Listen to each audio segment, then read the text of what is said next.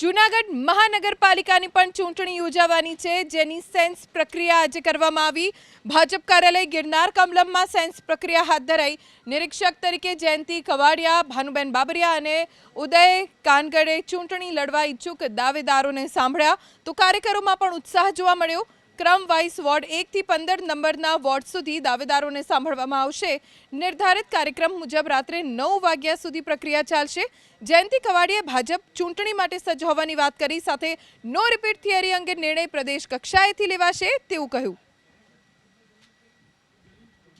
પણ અહીંયાથી સાચી વાત પાર્લામેન્ટ સુધી પહોંચાડવાનું એક આ માધ્યમ છે, અને એ માધ્યમ થકી આ શહેરની અંદર, આ મહાનગરની અંદર સારો વિકાસ કરવા માટે પાર્ટી બંધાયેલી છે। માટે એક તણ જોઈને ઉમેદવારની પસંદગી કરીને આવતા દિવસોની અંદર આ જૂનાગઢ મહાનગરનો એક વિકાસ થાય, દિશા સારી પકડે, એના માટે આ પ્રક્રિયા અમે કરતા હોઈએ છીએ।